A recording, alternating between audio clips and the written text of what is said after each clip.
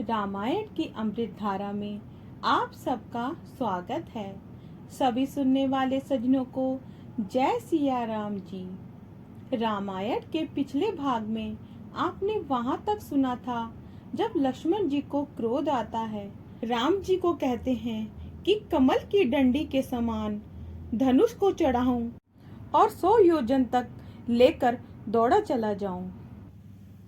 अब इसके आगे से धनुष यज्ञ बालकांड भाग 13।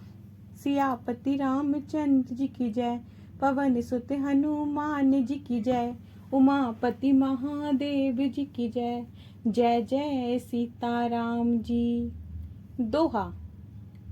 तोरो छत्रक दंड जिमी, तब प्रताप बलनाथ, जो ना करु प्रभु पद शपथ, करना धरो धनु भात। सियापति रामचंद्र जी की जय, करना धरो धनु भात। सियापति रामचंद्र जी की जय।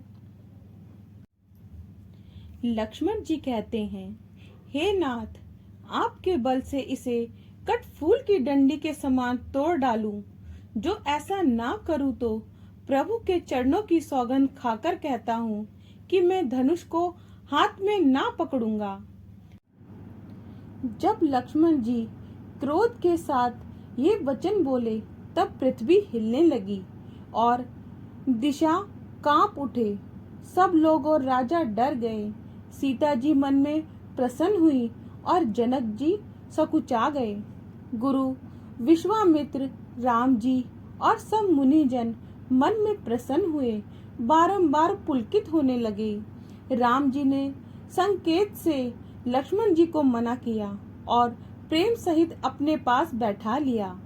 विश्वामित्र शुभ समय जानकर बड़ी प्रेम भरी वाणी से बोले, हे राम, उठो, शिव धनुष तोड़ो और जनक का संताप दूर करो। गुरु के वचन सुनकर चरणों में शीश निवाया। उनके मन में हर्ष शोक कुछ भी ना हुआ। दोहा। उदित उदय गिरि मंच पर, रघुबर बाल पतंग, बिकसे संत सरोज सब, हर से लोचन भृंग। सियापति रामचंद्र जी की जय, हर से लोचन भृंग। सियापति रामचंद्र जी की जय। उदयाचल रूपी मंच पर बाल सूर्य रूपी रामचंद्र जी के उदय होते ही संत जन रूपी कमल खिल गए और नेत्र प्रसन्न हुए। राजाओं की आशा रूपी रात्रि नष्ट हो गई और उनके दुर्वचन रूपी नक्षत्रों का प्रकाश नहीं रहा। घमंडी राजा मुकुंद के समान सिकुड़ गए और कपट वेशधारी उल्लू के समान छिप गए। मुनि और देवता शोक रहित हुए और फूल बरसाकर अपनी सेवा जताने लगे। गुरु के चरणों की वंदना कर प्रेम सहित मुनियों से आज्ञा मांगी। सब जगत के स्वामी श्री राम जी सुंदर मतवाले गजराज के समान चाल से स्वाभाविक ही चले।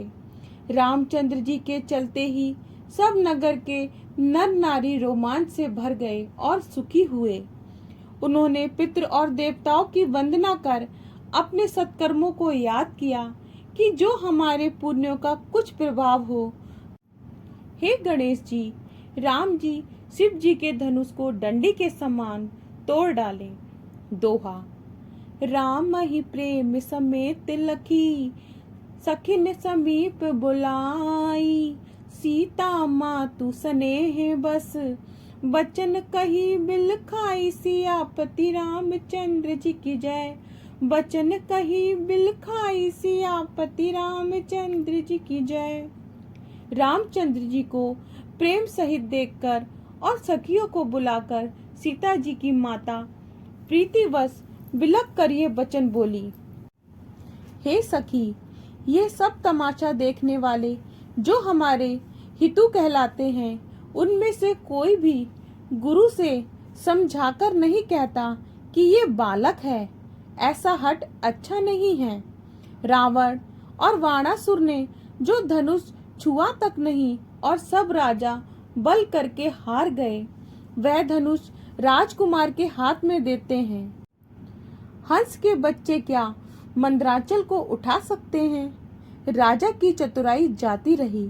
हे सखी, ब्रह्मा की गति कुछ जानी नहीं जाती। ये सुन सखी मधुर वाणी से बोली, हे रानी, तेजधारी लोगों को छोटा नहीं समझना चाहिए। कहाँ तो अगस्त्य मुनि और कहाँ अपार समुद्र, उन्होंने उसे सोख लिया, जिससे सब संसार में उनका सुयश फैल रहा है। सूर्यमंडल देखने में छोटा प्रतीत होता है, परंतु उसके उदय होने से त्रिलोक का अंधकार दूर हो जाता है। मंत्र बहुत छोटा होता है, परंतु ब्रह्मा, हरि, महेश आदि सब देवता उसके अधीन हैं। महामत वाले गजराज को छोटा सा अंकुश वश में कर लेता है। कामदेव ने फूलों का ही धनुष लेकर सब भुवनों को अपने वश में कर रखा है। हे देवी, ऐसा जानकर संशय छोड़ दो। सुनो रानी, ये धनुष राम जी ही तोड़ेंगे। सखी के वचन सुन रानी को विश्वास हुआ, दुख दूर हो गया और श्री राम जी के प्रति बहुत प्रेम बढ़ा। उसी समय राम जी को देखकर सीता जी मन में डरी हुई जिस तिस देवता की विनती करने लगी। वे मन ही मन घबरा गईं और बोली, हे महादेव पार्वती, मुझ पर प्रसन्न होइए। मैंने जो आपकी सेवा की है उसे फल करिए। हित करके धनुष का भारीपन हर लीजिए। हे वर देने वाले देवता गणेश जी, आज तक इसी हेतु मैंने आपकी सेवा की है। बारंबार मेरी विनती सुनकर धनुष का भारीपन कम करिए। दोहा। देखी रघुबीर तन, सुरमानब धरि धीरे, भरे बिलोचन प्रेम जल, पुलकाबली शरीर सियापति रामचंद्र जी की जय। पुलकाबली शरीर सियापति रामचंद्र जी की जय। राम जी को देखकर धीरज धरकर वे देवताओं को मनाने लगी। नेत्र में जल भर आया, शरीर रोमांचित हो गया। भली भांति नेत्र भर निहार कर राम जी की शोभा देखी, परंतु पिता के प्रण का स्मरण कर फिर मन क्षुब्ध हो गया। पिताजी ने कठिन हठ ठाना है, वे कुछ लाभ और हानि नहीं समझते। मंत्री भी डर के मारे सीख नहीं देते। बुद्ध जनों की सभा में ये बड़ा अनुचित हो रहा है। कहाँ तो वज्र से अधिक कठोर धनुष और कहाँ यह श्याम सुंदर कोमल अंग के किशोर। हे विधाता, मैं किस प्रकार मन में धीरज धरूं। हे शिव धनुष, अब मैं तेरी ही शरण हूँ। सीता जी के मन में बहुत दुख हुआ। राम जी की ओर देखा, फिर पृथ्वी की ओर देखा। सीता जी अपनी घबराहट जान सकुचाई, फिर मन में धीरज धर विश्वास ले आई कि यदि तन मन वचन से मेरा प्रण सच्चा है और रघुनाथ जी के चरणों में मेरा मन वास्तव में लगा है, तो सबके हृदय में वास करने वाले भगवान मुझे रघुनाथ जी की दासी बनाएंगे। जिस पर सच्चा स्नेह होता है वह उसको मिलता ही है, इसमें कुछ संदेह नहीं। प्रभु रामचंद्र जी की ओर देखकर प्रेम का प्रण ठान लिया। कृपा निधान रामचंद्र जी ने सब जान लिया और सीता जी की ओर देखकर धनुष को ऐसे देखा। दोहा। लखन लखे रघुवंश मणि, ताके हर को दंडू, पुलकत गात बोले वचन, चरण चाप ब्रह्मंडु, सियापति रामचंद्र जी की जय। चरण चाप ब्रह्मंडु, सियापति रामचंद्र जी की जय। लक्ष्मण ने देखा कि रामचंद्र जी ने शिव जी के धनुष की ओर ताका, तो पुलकित हो पृथ्वी को चरणों से दबाकर यह बोले, हे दिग्गजों, कच्छप, शेषनाग, बराहा, तुम धीरज धरकर पृथ्वी को धारण किए रहो, यह डोलने पर न पावे।